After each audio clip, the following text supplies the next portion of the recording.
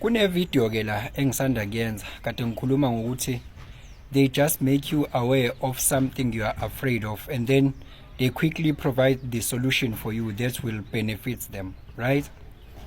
Bawenza ube aware ukuthi yazi wena njoba uhamba la ngenze ukushayisa imoto vele ishone. Ingane zakho izosala edlani ngoba izondliwa wena. Bese kuthiwa nayi life cover. Uyayizwa lona. So hey wena uyazi ukuthi njoba kukhona le moto yakhe ngavele ingene engozini. Ngaphinde ube nemoto. Lalela, thatha nathi insurance.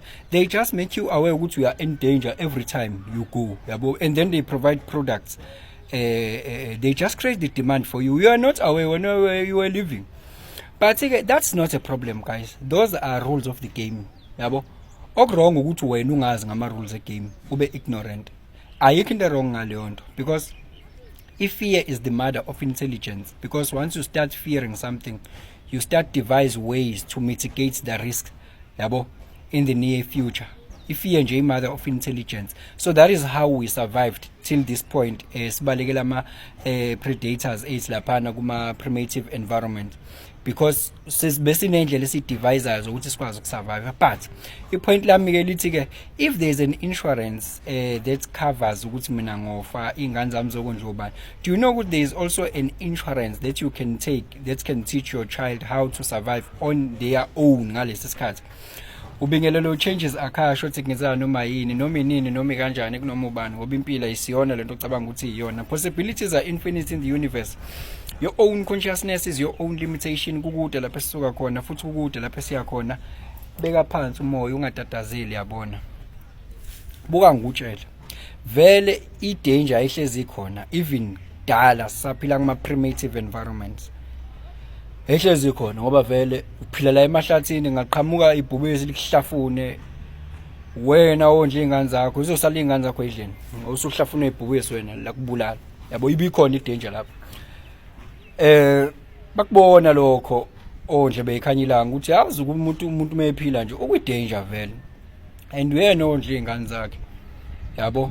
So indaba singamcreateli into ezomnikeza assurance ukuthi noma lingaqhamuka ibhubesi ngoba vele ngayakuvimbe lokho limuhle kodwa ingane zakhe ezoqhubeka iphile ezoqhubeka zondleka yabo. Asimnikeze lo assurance leyo ukuthi cha soyinakekela thina soyinikeza imali engaka ukuthi sikwazi ukuthi iphile ngoba yena uyisupporta akasekho yabo. Yeah, that makes sense vele. And they make you aware ukuthi lalela ukwi danger vele wena. People get suffer not because of what they know. You know that one, right? People suffer because of what they do not know. That's the point. When you don't know, Uguti, as much as you constantly contribute for something that may happen and that may not happen. Yes, that is the role of insurance. It covers you for something that may happen or that may not happen, right? 50-50 chances. So awazi noma konke kwenzeke lokho. Cha angisasho ukukufa ngoba uthathe ngigijima la ngoba ngenzeka ukushona ingane zakho zindala ikwazi ukuyimela ngenzeka ungakhubazeki uzuretire ngenze yonke lento oyikhavile ukuthi I-risk empilweni yakho ngenzeka ingenzeki ngalendlela le yabo.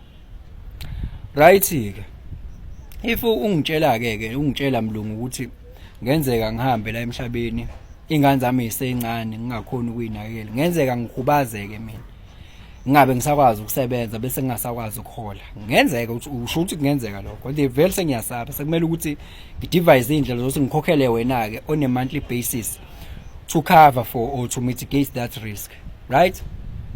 Well, why then don't you tell me ukuthi there is another way of making this ukuthi kukwazi ukukounteract balance at some point? Yabo ngoba lento ingenzeka ingenzeki. Ya lento ifana nani? Ifana nokuthi wena ungithathise I-shortfall. Yayo le nto ekuthiwa I-shortfall cover emotweni. Ungithathise I-shortfall ukuthi okay imoto njoba ngiyithengile mina la ngifinance ibank la ngifinance ngo500,000. Ngiphume nayo le moto lapha eminyango. Le moto already njoba ngiphuma nayo nje lapha ake ngithi sidropile nje. Bu u10,000 sewu490,000. Obviously le moto mase nje manje be beyond repairs. mina ngingakakhokhi ngisho installment eyodwa ukuthi lo 10,000 usabela kuphi usabela kimi ngithi kumele ngiwukhokhe shortfall cover ivalue yemoto siphansi imali engiyikweleta ibank iphezulu ishortfall le but as ngiqhubeka ngikhokha mina ngikhokhela ibank kuzohamba ekhambe kuzokhona isigaba lazilingana khona lezi zinto zo2 ivalue yemoto ilingana nemali engiyikweleta ibank kuye angikuse ku upside down situation kuye kulingane kuye ivalue engiyikweleta ibank isincane kodwa ivalue yemoto isinkulu sikuphika isidingo se shortfall lapha asikho ngithi same thing applies ke uma kuukuthi wena uthi mina ngoke ngilimali ngingasebenziswa ngithatha life cover noma ngoke ngifa ingane esencane so ngithatha life cover ungitshela yonke lento ngitshela yona noma imoto yami yokishayise so ngithatha insurance pho indaba ungangitshela ukuthi ikhona indlela yokuthi mina angiphinde ngithathe futhi uhlobo lweinvestment olukhulayo ngiphinde ngifundise nezingane ukuthi ngiyikhulisa kanjani investment ngiyakha kanjani iportfolio ikhule over time izifike esigabeni la khona ngingakudingi wena ukuze ngiphile mina wena insurance company ukuthi ungiprovide nge-life cover ngoba ngiyazi ukuthi mina monthly le portfolio le ingikhiphela nje u50,000 yes le portfolio ingikhiphela u50,000 or ingikhiphela u30 ke for that matter or even more than ama expenses am on a day to day and iyaqhubeka iyakhula angisakudingi vele wena ngisho ngingathiwa ngelinye ilanga ngiba crippled vele angisakudingi ngoba iportfolio yami isikhulile. Why didn't you make me aware of that over time? Because I'm paying you over time. The money you have paid to your insurance uyazi malini life cover kuyilowa aqala ukusebenza malini osuyikhokhile kodwa kazi yenze yonke lento and now abanye beni is like they are going to retire now.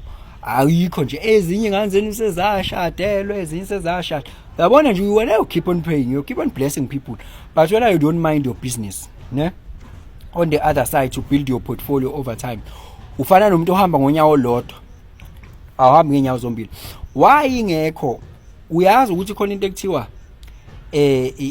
i-business i-family business office ukugoogle ukuthi yini family business office yes ukugoogle lokho ukuthi yini family business officer and lonto leyo i-accessible kulabantu abane high net worth i-accessible kulabo it preserves i-multi generational wealth yabo kunemndeni engasoze kwazi kwahlusha kwakuyona noma kungathiwani soze never yes banayo lonto ye business ye family business officer why didn't you make me aware ukuthi njengoba wena uthi mina even kuma primitive environment guys lawo engikhuluma ngawo even if we lived there there was a risk of predators to come and bite us sishiye ingane zethu then sokuqhamuka ne mitigation factor wena uthangikhokhela. Why didn't you tell me ukuthi ngingatshala izihlahla la bese ngifundisa izingane ukuthi izihlahla itshala kanjani zama fruits na ukuze ikwazi ingane ukuthi mase ngifile mina ngizikwazi ukubenefita kulezi izihlahla zama fruits shuthi ingane ngizofa mina ngishiye nezihlahla zama fruits ehlukahlukene ezithela ngezikhathi ezihlukene ebusika ziyathela ziyadla ingane ehlobo ziyathela izihlahla ziyadla ingane ngisho ngathiwa ngikho mina sengiyikhulise enough ngiyikhulisa nazo lezi ingane lezi izihlahla zodla khona la asisekho isidingo ukuthi ngikhokhelele insurance eyokuthi iyongifidela izingane ukuthi zidle mangingasekho yes ingane ziyazi ukuthi izihlahla itshalwa kanjani ngiyifundisile while ngiyikhokhela le insurance ukuthi mangifa zingaka khuli le izihlahla ithele kulungile insurance iyonikeza kodwa futhi it's a pity because uma ungayifundisile ingane ukuthi imali iphathwa kanjani nayo izongena in a trap izoyilimaza lo mali leyo ishiyela yona wena izoyilimaza.